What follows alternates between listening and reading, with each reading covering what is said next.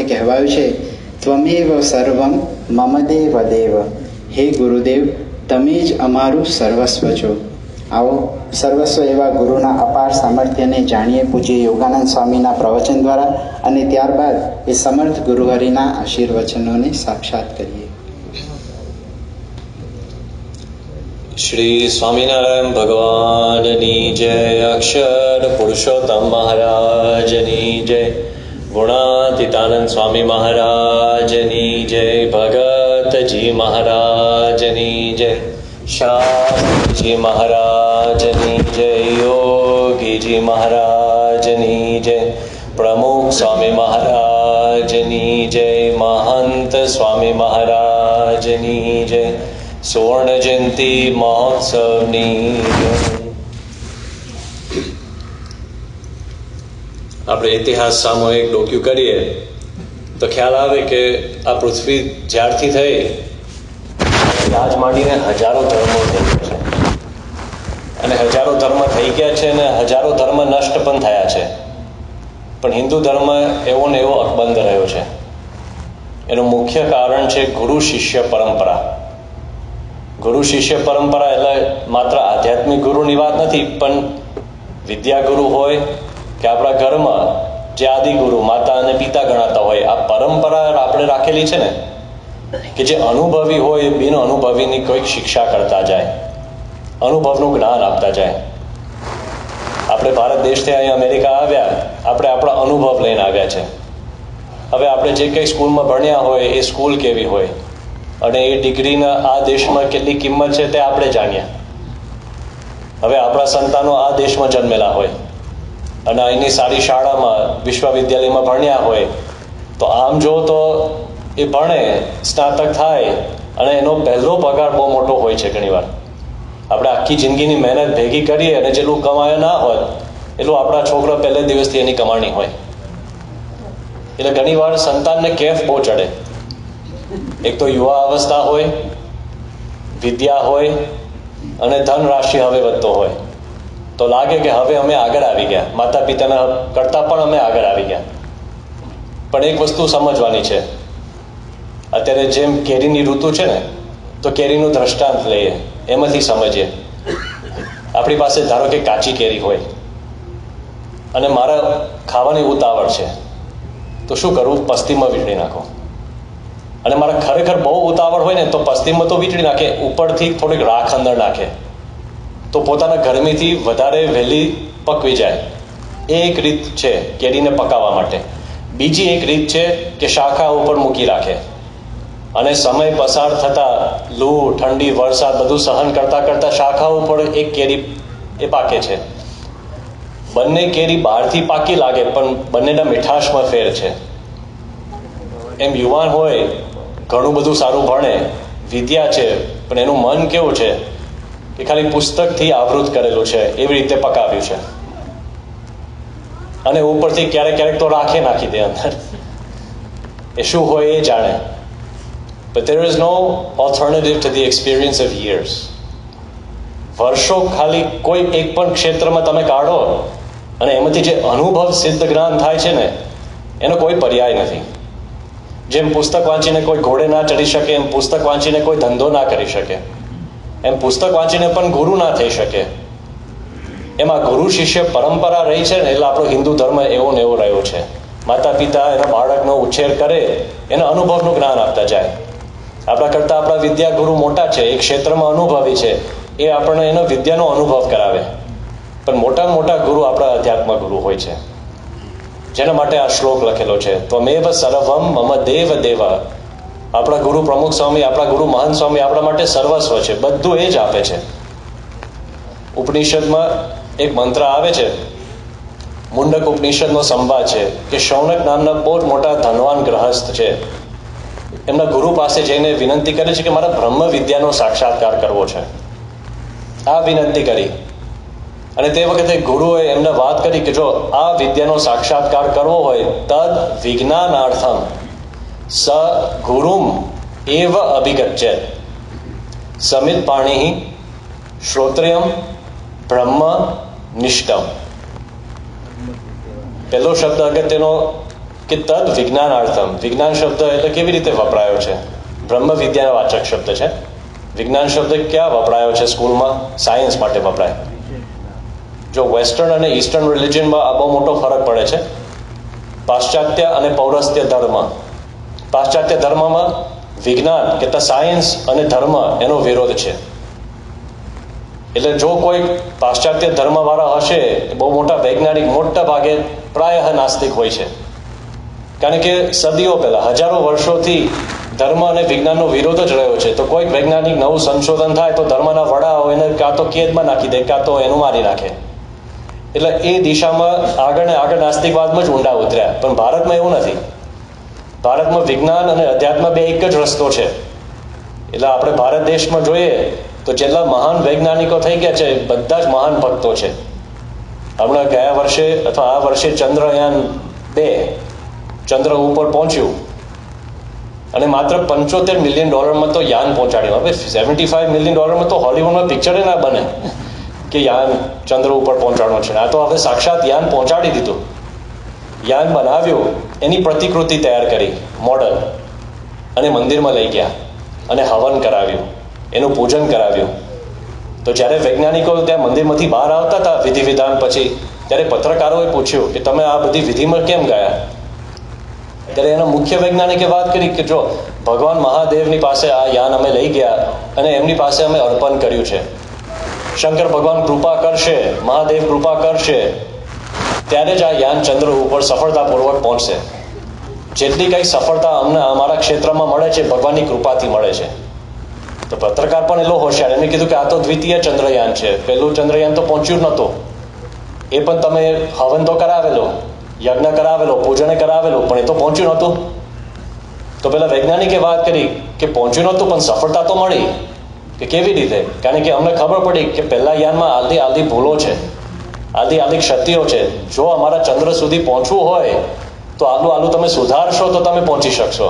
તો પહેલામાંથી અમે પણ શીખ્યા, એ સફળતા કહેવાય.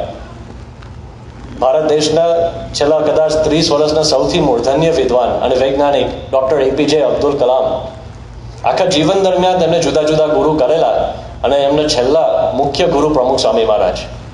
એમને કીધું કે હું આખા જીવનકાળ દરમિયાન જુદા જુદા ગુરુના આશ્રય ગયેલો, પણ જ્યારે પ્રમુખ સ્વામી મહારાજના શરણાગતિ મેં પ્રાપ્ત કરી ત્યારે પ્રમુખ સ્વામી મહારાજે મને શું આપ્યું? ભગવાનના પરિભ્રમણ કરતા મને મૂકી દીધા. He put me in a God-centric orbit. મને ભગવાનનું સામિપ્યનું સુખ આપી દીધું. તો ભારત દેશમાં વિજ્ઞાન અને બ્રહ્મ વિદ્યા બે એક જ છે. એટલે કોઈ દિવસ આ પાશ્ચાત્ય ધર્મમાં જે કંઈ પ્રશ્ન ઊભા થયા છે, જે કંઈક વિરોધાભાસ દેખાય છે, એ આપણા હિન્દુ ધર્મમાં દેખાતો નથી. એનું મૂળ આ છે. તમે ગમે તેટલા ઊંડામાં ઊંડા, નાનામાં નાની વસ્તુમાં જશો, અણુને તોડીને પરમાણુ, પરમાણુને તોડીને ફોટોન, પ્રોટોન, ન્યુટ્રોન, બોઝોન, તો અણુના અંતમાં અણિયાન અને સૌથી મોટું જશો અંતરિક્ષ, અવકાશ, નિહાળિકા, બ્રહ્માંડ, બ્રહ્માંડોથી પર લોક, આ લોક. જેટલું નાનું જશો અણિયાન અને જેટલું મોટું જશો મહત્તમ મહિયાન, બંનેના અંતમાં ભગવાન જ મળે છે. આપણા શાસ્ત્રોએ પહેલેથી કહી દીધું છે કે તમે જ્યાં શોધશો તે બધું અહીંયા જ આવશે. હવે ગુરુ શૌનકને કહે છે કે તદ વિજ્ઞાનાર્થમ, તમારા સાક્ષાત્કાર કરવો છે આ લોકમાં જેટલું કંઈક સિદ્ધ કરવું હોય અને પરલોકમાં જેટલું કંઈક સિદ્ધ કરવું હોય તો તમે ગુરુ પાસે જાઓ. ગુરુ જ પાસે જાઓ, ગુરુમેવ, એટલે ગુરુ જ પાસે જાઓ. પાછા ગુરુના 3 લક્ષણ બતાવ્યા છે.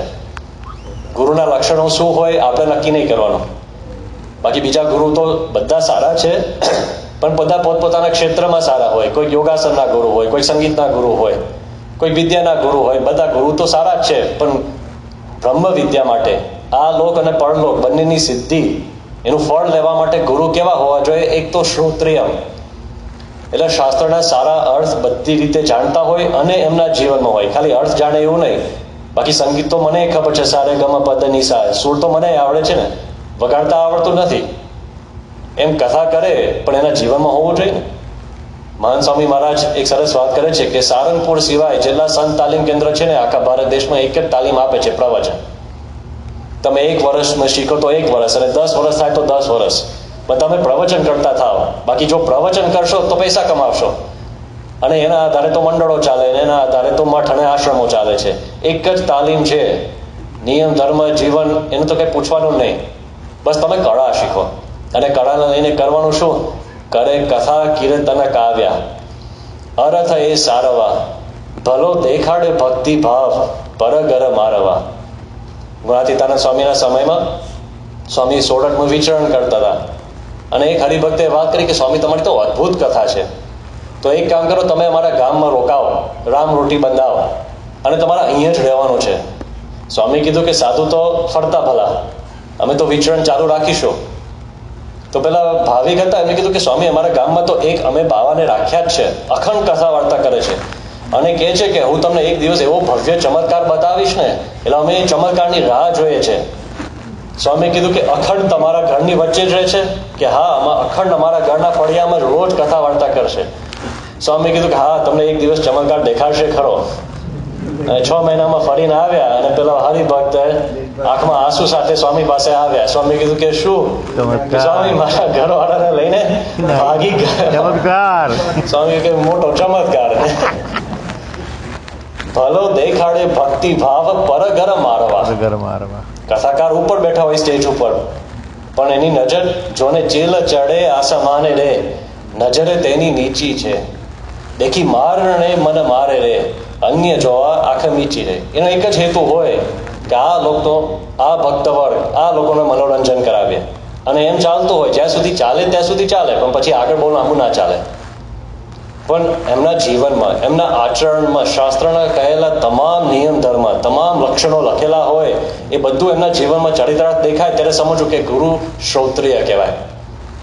બીજું લક્ષણ બતાવ્યું છે કે ગુરુ સાક્ષાત બ્રહ્મ હોય. આ લક્ષણ છે, આપણા ગુરુ સાક્ષાત અક્ષર બ્રહ્મ છે, એ પરંપરામાં આવે છે. ગુણાતીતાનંદ સ્વામીના વખતમાં શ્રીજી મહારાજે પંચાળામાં બધા સંતો પરમહંસોને ભેગા કર્યા. પંચાળાની લાલ માટી જોઈ રહી, અને મહારાજે વિચાર કર્યો કે આપણે તો ઘણા સમયથી આ પરમહંસનો માર્ગ ચલાવ્યો છે, એમાં તો પૂજા પાઠ એ બધું બંધ રાખ્યું છે, અને હૃદયમાં ભગવાનને રાખીને બધી વિધિ વિધાન થતા, એ તો મૂળ બહારના માણસોનો ત્રાસ અને હેરાનગતિ બધું ચાલતી હતી, એને અટકાવવા માટે. પણ મહારાજને વિચાર આવ્યો કે ફરી પૂજા પાઠ તિલક ચાંદલો આ બધું ચાલુ કરાવીએ. એટલે હરિભક્તોને વિનંતી કરી, અને હરિભક્તોને કીધું કે તમે આ પંચાળાની લાલ માટીની થોડી ગોટીઓ બનાવો, મારા એક એક પરમહંસને આપવું છે. તો બધાને રાત્રે આપી, અને મહારાજે આજ્ઞા કરી કે કાલે તમે સવારે તિલક કરીને આવજો. હવે ઘણા વર્ષો પહેલાના તિલક કર્યા હોય, હવે બધી ટેવ છૂટી ગઈ, તો બધા પરમહંસોને ખબર ના પડી કે તિલક કરવું એટલે શું. એટલે મહારાજે આ ગોટી આપી છે પ્રસાદ સમજીને બધા ઓ યા કરી નાખી. આપણે હવે પરમહંસોને ધન્યવાદ છે, કારણ કે મોઢામાં મૂકે તો ખબર તો પડે કે આ તો ચંદન છે. ચંદન કોઈ દિવસ ખાધું છે કોઈ દિવસ? હું એક વખતે મુંબઈ ગયો હતો ને, અને તે વખતે ત્યાંના ભંડારી સ્વામીને બહુ ઉમંગ ઉત્સાહ હતો, અને એમને કહ્યું, મને જ કીધું કે સ્વામી તમે પરદેશથી આવ્યા છો તો મારે તમને એક આઈસ્ક્રીમ ચખાડવો છે. કે ચાલો ખાઈએ. અને આઈસ્ક્રીમ આપ્યો, મને લાગ્યું કે બૂસ્ટ અથવા ચોકલેટનો આઈસ્ક્રીમ હશે, અને મેં મોઢામાં મૂક્યો, મેં તો થૂકી, અમે આ શું છે? ચંદનનો આઈસ્ક્રીમ. ચંદનનો આઈસ્ક્રીમ? કે હા સ્વામી, અત્યારે મુંબઈમાં તો શહેરમાં ઘણા લોકો ખાય છે. કે આ લીચડનું ચંદન? કે હા સ્વામી, ચંદનની 2 ગોટીઓ ભાંગીને મેં થોડુંક આમ ખાંડીને બધું મેં મૂકી દીધું, દૂધ અને ખાંડ. મેં કીધું તું એક તો ચંદન બગાડ્યું અને આઈસ્ક્રીમ બગાડ્યું છે. તમે કાલે સવારે તિલક ચાંદલો કરતા ખાલી એક વાર ચાટી લેજો, ખબર તો પડે કે એ દિવસે મારી દશા શું હતી. પણ એ પણ સાથે ખબર પડશે કે પરમહંસોને કેટલો મહિમા હતો, કે પરમહંસો થઈ ગયા કે મહારાજે આપ્યું છે, મોઢામાં મૂકે થૂકી નાખવું જોઈએ, પણ બધાએ કરી નાખ્યું, ધન્ય છે. મહારાજે પૂછ્યું બીજે દિવસે કે શું છે, ક્યાં છે તિલક? કે મહારાજ અમે તો કઈ તિલક બિલક તો કઈ જાણતા નથી, અમે તો ખાઈ ગયા. મહારાજે કીધું કે નહીં, મસ્તક ઉપર તિલક કરવાનું, એના માટે તો આ ચંદન આપ્યું છે. તો પછી બીજે દિવસે બધાએ એવા આડા તિલક કર્યા, ઊભા તિલક કર્યા. મહારાજે જોયું કે આ બધું જાત જાતનું ભાતનું બધું ડેકોરેશનનું કામ મૂકી દીધું છે, શું છે? એટલે મહારાજે કીધું કે આ કેમ? કે મહારાજ અમને કંઈ ખબર નથી પડતી કે આમાં શું કરવું. એટલે પછી ગુણાતીતાનંદ સ્વામીને આગળ બોલાવ્યા, અને એમના કપાળ ઉપર તિલક કર્યું અને ચાંદલો કર્યો. અને સ્વામીએ મહારાજે જાહેરાત કરી કે હું જેવો કોઈ ભગવાન નથી, અને આ જેવો કોઈ સાધુ નથી, ગુણાતીતાનંદ સ્વામી અમારા તિલક છે. હવે તે વખતે તો ઘણા બધા મોટા મોટા પરમહંસો હતા, ધુરંધર પરમહંસો હતા. મુક્તાનંદ સ્વામી જેવા સાધુ ત્યાં બેઠા હતા. કોઈ માર કરતો આવતો હોય અને મુક્તાનંદ સ્વામીના ખાલી દર્શન કરે ને તો એ શાંત થઈ જાય. તો એ મહારાજ મુક્તાનંદ સ્વામીની હાજરીમાં કહે છે કે ગુણાતીતાનંદ સ્વામી જેવા તો હજી પણ તમે ન ગણાવો. એટલે આ દુનિયામાં ઘણા એવા સારા સાધુઓ છે, વીજળી જેવા પુરુષો, ત્યાગ વલ્લભ સ્વામી જેવા પુરુષો તો છે જ, કે એમના દર્શન માત્રથી આપણને શાંતિ થાય, કોઠાડી બાપાના દર્શનથી આપણને શાંતિ થાય, તો પણ મહાન સ્વામી જેવા નથી. આ સ્પષ્ટતા આપણને હોય. બ્રહ્માનંદ સ્વામી બેઠા છે, નિત્યાનંદ સ્વામી બેઠા છે. આ બધા મહાન વિદ્વાન સંતો, કલાકાર સંતો, કાવ્યો લખે, કીર્તનો લખે, શાસ્ત્રોની કથા કરે, અદ્ભુત બધી વાતો બધા થતી હોય, તો પણ સ્વામી કહે છે કે તમે જેટલા વ્યવહાર દક્ષ છો, બધામાં નિપુણ છો, સાધુતાના ગુણો પણ છે, તોય ગુણાતીતાનંદ સ્વામી જેવા નહીં. એટલે આ દુનિયામાં તમને એવા ઘણા પણ મળશે સાધુમાં, આયોજનમાં બહુ આગળ હોય, મોટા ધંધા પાણી પણ ચલાવતા હોય, અબજો ડોલરની પણ કામ ઉદ્યોગ ચલાવતા હોય, ભગું જ પહેર્યું હોય, અને આપણને લાગે કે જો આ કરે છે એને બહુ આમ સારો વિકાસ કરાવી શકે છે, બહુ હોશિયાર છે, સારા કથા કીર્તન કરે છે, તો એ ગુણાતીત જેવા નથી. આ પ્રસંગ એના માટે અગત્યનો છે. જે બ્રહ્મ છે ને એ અસાધારણ ગુણ છે. આપણા ગુરુ અક્ષર બ્રહ્મ છે. મેં હમણાં વાત કરી કે તમે કોઈ પણ અંત સામું જો, ફોટોન, પ્રોટોન, ન્યુટ્રોન, બોઝોન. 2012ની સાલમાં પ્રમુખ સ્વામી મહારાજ અમદાવાદમાં હતા, અને તે વખતે શ્રાવણ મહિનાના દિવસો હતા, અને હિગ્સ બોઝોન એ નામની કંઈક વૈજ્ઞાનિક વસ્તુની શોધ થયેલી, અને યોગીચરણ સ્વામી બાપાની આગળ આની થોડી રજૂઆત કરતા. હવે સ્વામી તો વૃદ્ધ હતા, સ્વામી તો બેઠા હતા, બધું સાંભળતા હતા. આમ સ્વામી સાંભળતા હોય તમને લાગે કે સ્વામી તો પરમ શ્રોતા છે. એ જિજ્ઞાસાથી 2-4 પ્રશ્ન પણ પૂછે કે તો આવ્યું ક્યાંથી, કોને શોધ્યું. એટલે પછી આ બધી વાર્તાલાપ આ બધું પૂરું થયું. એટલે વિવેક સાગર સ્વામી બોલ્યા કે આ વૈજ્ઞાનિક લોકો બધે ત્યાં શોધે છે, પણ જ્યાં શોધવાનું છે ત્યાં ઊંડા નથી ઉતરતા. એટલે પછી સ્વામી તરફ નિર્દેશ કર્યો, આમાં જો ઊંડા ઉતરે તો ખરેખર જે હાથમાં આવવું જોઈએ ને હાથમાં આવે. સ્વામી તે વખતે બોલ્યા, સ્વામી કીધું કે એટલે તો એ લોકો ભટકે છે ને. એટલે વિવેક સાગર સ્વામીએ સાંભળ્યું. વિવેક સાગર સ્વામી એટલા બધા રાજી થઈ ગયા કે સ્વામી જો આમાં ઊંડા ઉતરે તો એને શું મળે. બાપા કીધું કે ભગવાન મળે. તો વિવેક સાગર સ્વામી બીજો પ્રશ્ન પૂછે કે સ્વામી તો કેમ નથી શોધતા આમાં. સ્વામી કીધું કે અજ્ઞાન છે, બીજામાં ઘણું સારું જોવા મળે, અને અહીંયા કઈ બીજો પહેલેથી દેખાય નહીં ને. તો વિવેક સાગર સ્વામી છેલ્લો પ્રશ્ન પૂછ્યો કે આમાં ઊંડા ઉતરે તો એને કેવી પરિસ્થિતિ થાય, શું થાય. સ્વામી કીધું કે ગાંડા થઈ જાય, કારણ કે ભગવાન મળી ગયા એને કેવું કેફ આવે. તો આ પુરુષ સાક્ષાત બ્રહ્મ સ્વરૂપ છે. એ પરંપરામાં આપણા ગુરુ મહાન સ્વામી મહારાજ આવે છે. એ પુરુષ દિવ્ય છે. છેલ્લું લક્ષણ બતાવે છે નિષ્ઠમ. નિષ્ઠમ એટલે પરબ્રહ્મની નિષ્ઠા. મહાન સ્વામી મહારાજમાં ભગવાન સિવાય બીજું કશું નથી. ઘણી વાર આપણને વાત કરી છે કે લાઈન ચાલી આવે છે અને અમે શુદ્ધ પાત્ર છે, એટલે અમારામાં મહારાજ અને સ્વામી અખંડ રહ્યા છે, મહારાજ અખંડ રહ્યા છે. એક વખતે મહાન સ્વામી મહારાજને આ વર્ષે પ્રશ્ન પૂછેલો કે આપને જ્યારે બાયપાસ ઓપરેશન કરેલું તે વખતે ડૉક્ટર ભટ્ટાચાર્યને આપના હૃદયમાં શું જોવા મળ્યું હશે. મહાન સ્વામી કીધું કે મને શું ખબર, હું તો સૂતો હતો. આવો પહેલો જવાબ આપ્યો કે આ એ બરાબર તો જવાબ તો કહેવાય જ કે હું તો સૂતેલો જ હતો. એટલે સંતોએ બીજો પ્રશ્ન પૂછ્યો કે સ્વામી એ તો બરાબર છે, લિટરલ જવાબ તો એ જ છે કે આપ સૂતા હતા, પણ એ જો કંઈક જોવે તો આપના હૃદયમાં એને શું દેખાય. મહાન સ્વામીએ કીધું કે શું દેખાય, ભગવાન સિવાય બીજું ક્યાં છે હૃદયમાં. તો પછી સંતો આમાંથી આગળ પ્રશ્ન પૂછે કે સ્વામી ઘણીવાર એમ થાય કે આપ તો બીજી કોલેજમાં તો ભણતા અને પછી એગ્રીકલ્ચરલ કોલેજમાં તમે ગયા, અને એગ્રીકલ્ચરલ યુનિવર્સિટી એટલે કેવું તો બોયઝ કોલેજ હતી. એ તો એમાં તો ખાલી બ્રહ્મચર્ય જ હોય, બીજું કાંઈ છે જ નહીં. તો આપને એવું કંઈ ના હોય કે કોઈ બહેનો નથી, આમ છે તેમ છે. બાકી તમે આજે કોઈ કિશોરને પૂછો ને, આમ તો બહુ પૂછાય એવું નથી કે તમે આ કોલેજ કેમ પસંદ કરી. એના મનમાં તો કંઈક ને કંઈક રમતું હોય કે પાર્ટી સ્કૂલ છે કે આમાં કંઈક બીજું સારું જોવા મળશે, આમ તેમ તે. તો મહાન સ્વામીને આ પ્રશ્ન પૂછ્યો કે તમને એવો કોઈ વિચાર હતો કે બહેનો નહીં હોય કે આમ હોય તેમ હોય. મહાન સ્વામી કહ્યું કે ના, મને એવો કોઈ વિચાર જ નથી આવ્યો. સંતો પૂછ્યું કે કેવી રીતે. સ્વામી કે મારા પહેલેથી કોઈ વાસના નહીં ને, પહેલેથી કોઈ વાસના નહીં. મહાન સ્વામી મહારાજ એક વખતે યુવા અવસ્થામાં એક જગ્યાએથી બીજી જગ્યાએ બેકયાર્ડમાં પસાર થતા, અને રેવનદાસની ખડકીમાં બધા ઘર નજીક હોય ને એટલે કેટલાક કપડાં સૂકવા માટે મૂકેલા હતા, અને એમાં કંઈક પવનનું લહેરખ્યું આવ્યું અને કોઈકની સાડીનો પાલવ એમને અડાયો. તો મહંત સ્વામીને ખબર પડી, તો યુવા અવસ્થા છે, મહંત સ્વામીને ખબર પડી કે કંઈક સાડીમાં સ્પર્શ થયો છે. મહંત સ્વામીને ઉલટી થવા માંડી. હવે આ બધા પ્રસંગો આપણને સમજાય એવા નથી. આપણને લાગે કે આવું ક્યારે થાય કોઈકને, પણ કોઈ વિષયમાં આસક્તિ નથી. અત્યંત પવિત્ર પુરુષ છે, અત્યંત નિર્મલ પુરુષ છે, એ આપણા ગુરુ છે.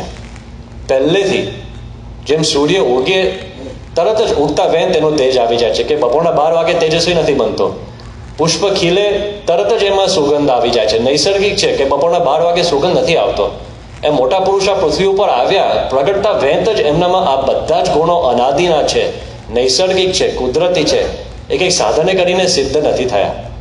આપણે તો હજી ઘણી બધી સાધના કરવાની છે, પણ આપણને એકવાર આવા સાચા ગુરુ મળી જાય પછી શું કરવું એ પણ આ મંત્રમાં લખ્યું છે. મંત્રમાં કહે છે કે તમારા એ ગુરુ પાસે સમિત પાણી થઈને જવાનું. અને અભિગત છે, અભિગત છે એટલે સંપૂર્ણ તમારે એ ગુરુને પામવા. પણ શિષ્યનું એક લક્ષણ છે, 3 ગુરુના લક્ષણ છે, શ્રોત્રિયમ, બ્રહ્મ અને નિષ્ઠમ. અને એક શિષ્યનું લક્ષણ આપણું સમિત પાણી. પહેલાના સમયમાં એક ગુરુકુળમાં યજ્ઞ અખંડ ચાલતો હોય, રોજ યજ્ઞ થતા હોય. એટલે જે સૌથી નવો વિદ્યાર્થી આવ્યો હોય ભણવા માટે, એની એક જ સેવા હોય કે તમારે રોજ સવારે બધા કરતાં વહેલા ઉઠીને ઠંડા પાણીએ નાહીને વનમાં જઈ આવવાના, લાકડા ફાડીને લાવવાના, અને એ જે સમિતનું લાકડું છે યજ્ઞ આપણે હોમવા માટે અને પ્રગટાવવા માટે કામમાં આવશે.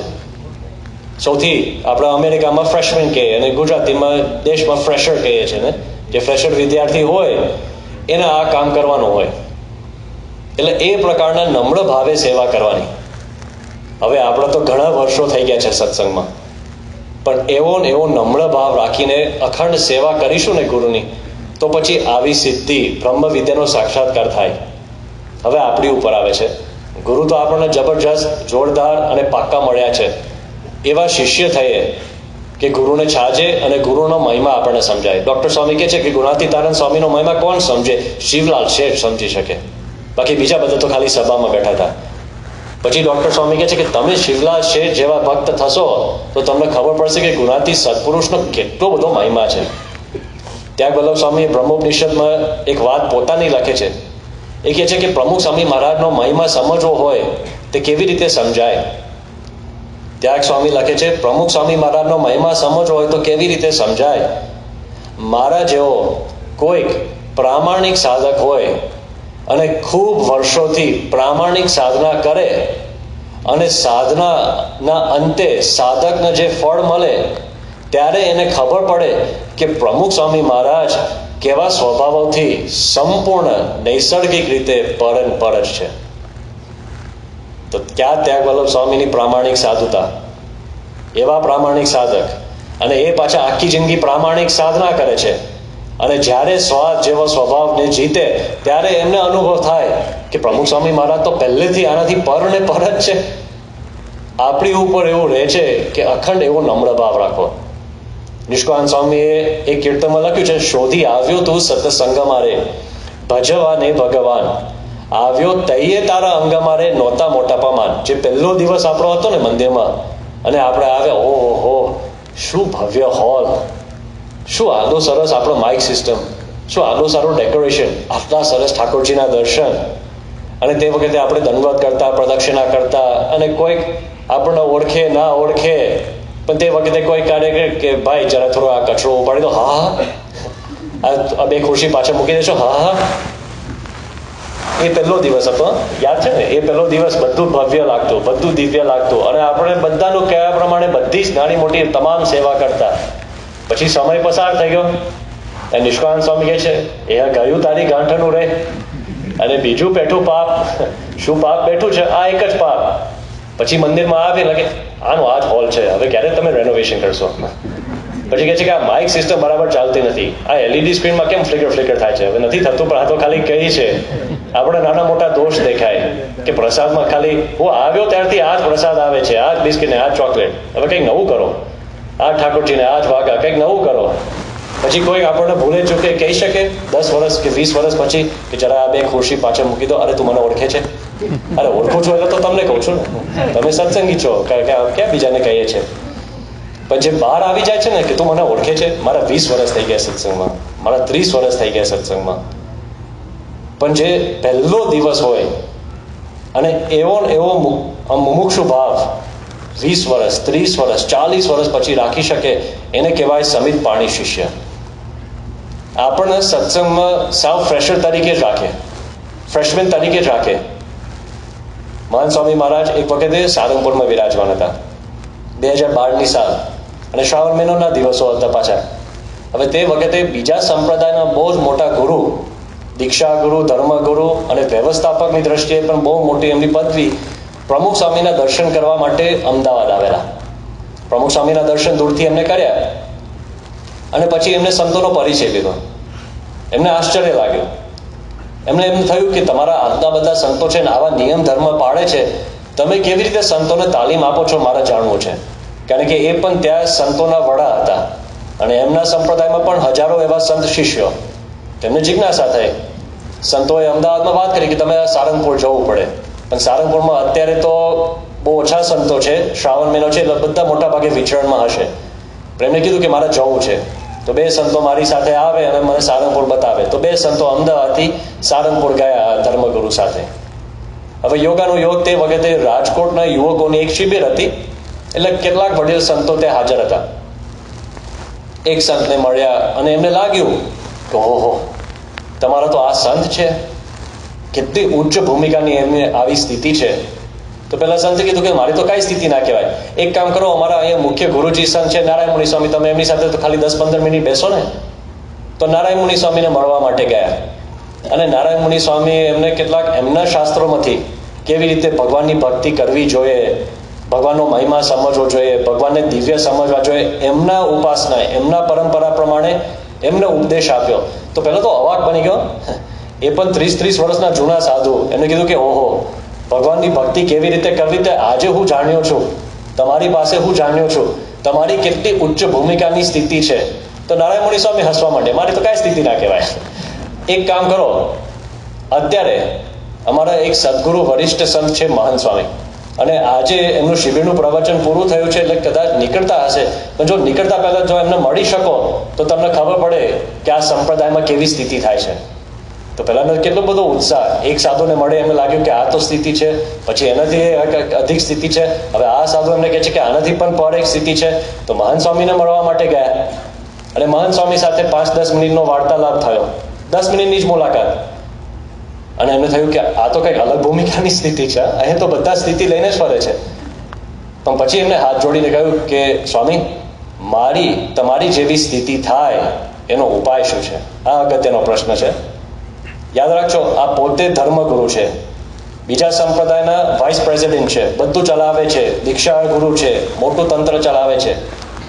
અને એ મહાન સ્વામી એને પૂછે છે કે મારે આપની જેવી સ્થિતિ થાય એનો ઉપાય શું છે? મહાન સ્વામી હસવા માંડ્યા. એમની રીત પ્રમાણે મહાન સ્વામી હસવા માંડ્યા.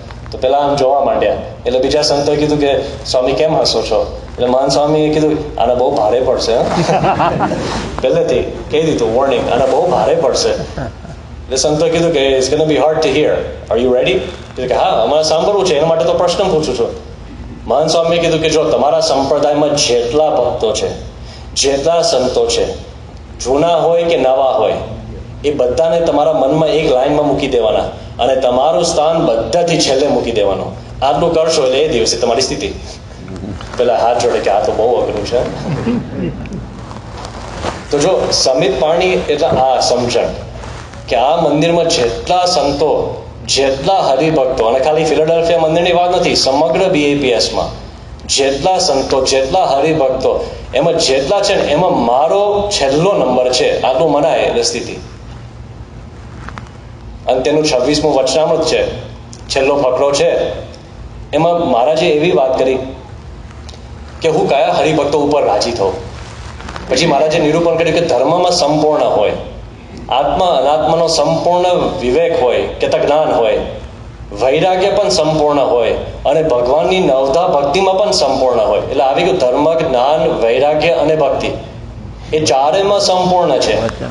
તો પણ સત્સંગમાં કાંઈ ના સમજતો હોય, એની આગળ લગાડ પણ સમજણનો છક ના જણાવે, ત્યારે અમે રાજી થઈએ.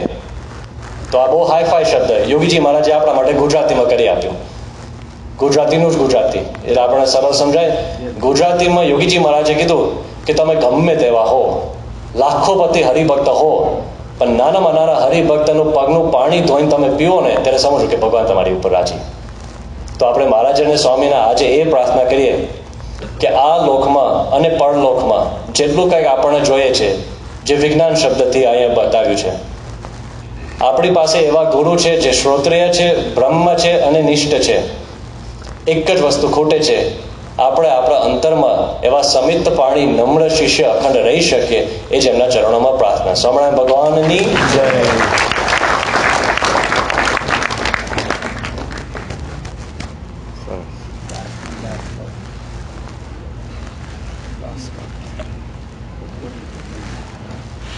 આપણે પૂજ્ય યોગાનંદ સ્વામીનો ફરીથી ખૂબ ખૂબ આભાર માનીશું કે તેઓએ ગુરુ પૂર્ણિમાના ઉત્સવ નિમિત્તે ગુરુનો મહિમા શાસ્ત્રો અને પ્રેક્ટિકલ એક્ઝામ્પલ દ્વારા આપણને સમજાવ્યું, તથા શિષ્યનું લક્ષણ કહેતા કે આપણે શું લક્ષણ આપણામાં હોવા જોઈએ તેની પણ સચોટ આપણને માર્ગદર્શન આપ્યું. તે બદલ આપણે તેઓનો ફરીથી ખૂબ ખૂબ આભારી છીએ.